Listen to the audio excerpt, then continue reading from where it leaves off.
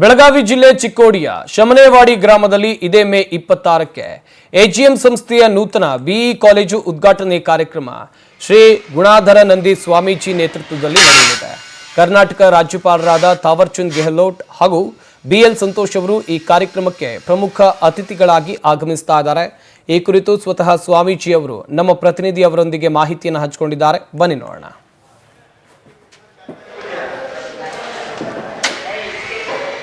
ಭಾಗವಾದ ಚಿಕ್ಕೋಡಿ ಇದೆ. ಚಿಕ್ಕೋಡಿಯ ಸಮೀಪ ಇರುವ ಶಮನೇವಾಡಿ ಗ್ರಾಮದಲ್ಲಿ ಗ್ರಾಮೀಣ ಭಾಗದ ಏನು ವಿದ್ಯಾರ್ಥಿಗಳಿಗೆ ಈಗಾಗಲೇ ಗುಣಧರ ನಂದಿ ಸ್ವಾಮೀಜಿ ಅವರ ನೇತೃತ್ವದಲ್ಲಿ ಅನೇಕ ಶಿಕ್ಷಣ ಸಂಸ್ಥೆಗಳು ಚಾಲ್ತಿಯಲ್ಲಿವೆ.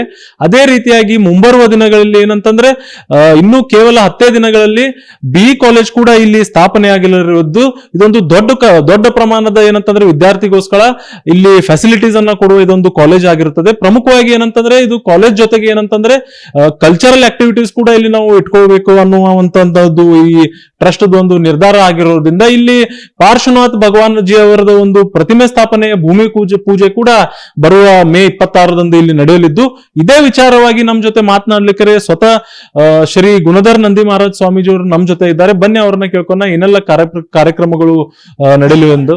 ಸ್ವಾಮೀಜಿ ನಮಸ್ತೆ. ಈಗ ಚಿಕ್ಕೋಡಿ ಅನ್ನುವುದು ಗಡಿ ಭಾಗ, ಮಹಾರಾಷ್ಟ್ರ ವಿದ್ಯಾರ್ಥಿಗಳು ಇಲ್ಲಿ ಕಲಿತಾರ, ಕರ್ನಾಟಕ ವಿದ್ಯಾರ್ಥಿಗಳು ಕಲಿತಾರ. ಈ ಬಿಇ ಕಾಲೇಜ್ ಅನ್ನೋದು ನೀವು ಯಾವ ಉದ್ದೇಶದಿಂದ ಇಲ್ಲಿ ಸ್ಥಾಪನೆ ಮಾಡ್ತಾ ಇದ್ದೀರಿ? ಇದು ನನ್ನ ಹುಟ್ಟೂರದಲ್ಲಿ ಬಡವ ಪರಿಸ್ಥಿತಿ ನಾನು ಬದುಕಿದ್ದೇನೆ.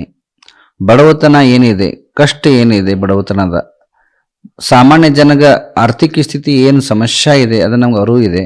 ಅದು ಅರಿವು ನೋಡಿ ಇದು ಒಂದು ಇಂಜಿನಿಯರಿಂಗ್ ಕಾಲೇಜ ಬಡವರ ಸಲುವಾಗಿ ಮತ್ತು ಅನಾಥ ಮಕ್ಕಳ ಸಲುವಾಗಿ ತೆಗೆದ ಇದೀಗೆ.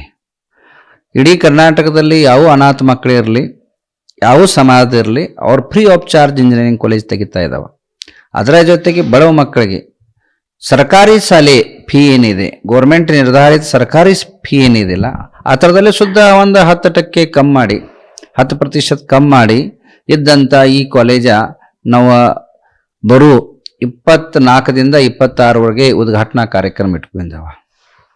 ಈ ಥರದಲ್ಲಿ ನಮ್ಮ ಪ್ರಥಮ ಪ್ರಜೆಯಾದಂಥ ರಾಜ್ಯಪಾಲ ಮಹೋದಯವರು ಹಾಗೂ ಸಭಾಪತಿ ಬಸವರಾಜ ಹೊರಾಟೆಯವರು, ಬಿಎಲ್ ಸಂತೋಷ್ ಅವರು, ಉಪ ಮುಖ್ಯಮಂತ್ರಿ ಡಿ ಕೆ ಶಿವಕುಮಾರ್ ಅವರು, ಸತೀಶ್ ಜಾರಕಿಹೊಳಿ ಅವರು, ಲಕ್ಷ್ಮಣ ಸವದಿ, ಪ್ರಕಾಶ್ ಹುಕ್ಕೇರಿ, ಗಣೇಶ್ ಹುಕ್ಕೇರಿ, ಅಣ್ಣಾಸಾಬ್ ಜೊಲ್ಲೆ, ವೀರ್ ಕುಮಾರ್, ಉತ್ತಮ್ ಪಾಟೀಲ್ ಹಾಗೂ ಅಭಯ್ ಪಾಟೀಲ್, ಸಂಜಯ್ ಪಾಟೀಲ್ ಆದಿ ಮುಂತಾದ ಗಣ್ಯರು ಇಲ್ಲಿ ಉಪಸ್ಥಿತ ಆಗ್ತಾ ಇದ್ದಾರೆ. ಅದರ ಜೊತೆಗೆ ರಾತ್ರಿ ಸಾಂಸ್ಕೃತಿಕ ಕಾರ್ಯಕ್ರಮ ಸಲುವಾಗಿ ಚಂದನ್ ಶೆಟ್ಟಿ, ರಘು ದೀಕ್ಷಿತ್ ಕಾರ್ಯಕ್ರಮ ಸುದ್ದ ಒಂದು ಮನೋರಂಜನಾ ಕಾರ್ಯಕ್ರಮ ಇಟ್ಕೊಂಡ ಇದಾವ.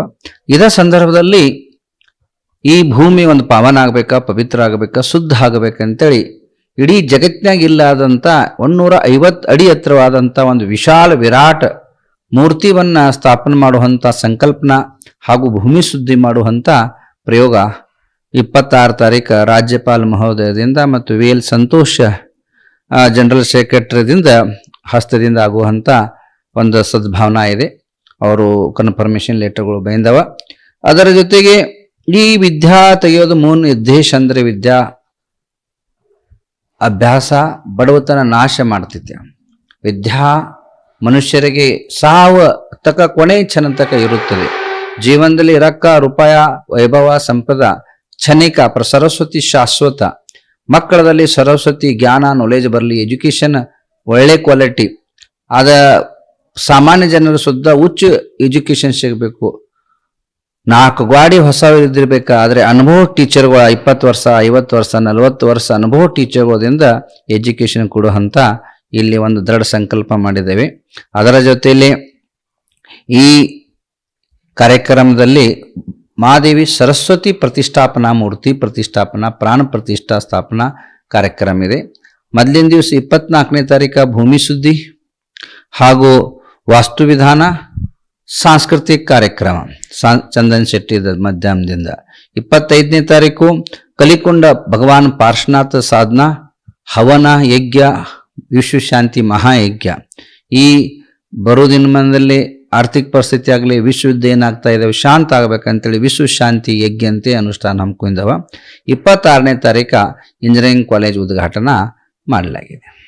ಸ್ವಾಮೀಜಿ, ಈಗ ಮಹಾಯಜ್ಞದಲ್ಲಿ ತಮ್ಮನ್ ಬಿಟ್ಟು ಮತ್ತೆ ಯಾರು ಸ್ವಾಮೀಜಿ ಅವರು ಭಾಗಿಯಾಗಲಿದ್ದಾರ? ಹೀಗೆ ಅನೇಕ ಭಟ್ರಾಕರು ಹಾಗೂ ಅನೇಕ ಸಂತರು ಈ ಕಾರ್ಯಕ್ರಮದಲ್ಲಿ ಬರ್ತಾ ಇದ್ದಾರೆ.